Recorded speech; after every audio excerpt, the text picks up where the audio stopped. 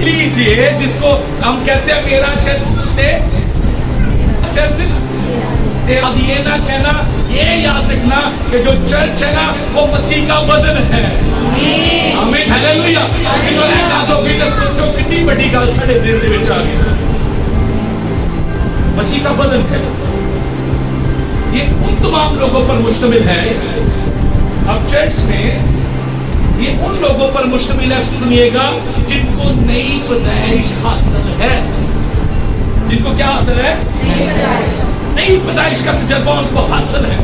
अब जरा सोचिएगा, आपने मेरे साथ ही भाई जितने भी लोगों को आप लेकर आए हैं या आप जो इस जगह पर बैठे हैं, मान से मुझे बताइएगा, हाँ ना हमें हम चलते हैं, कितने लोगों को पता है कि चर्च नई पैदाइश वाले लोगों का जड़ा नहीं पता। तूने उनमें से एक एक का फिदिया दिया है। किसके लिए? हमारा सब्जेक्ट क्या है? क्या चीज? कलीसिया रखने वाले लोग हैं, यानी चर्च कलीसिया। ये वो लोग हैं जिनके लिए खुदावंद यीशु ने अपने खून का एक एक कतरा बहाया, उनके लिए फिदिया में दिया है। बोले आमीन। और रूह कुदुस ने को तब्दील किया है। आमीन।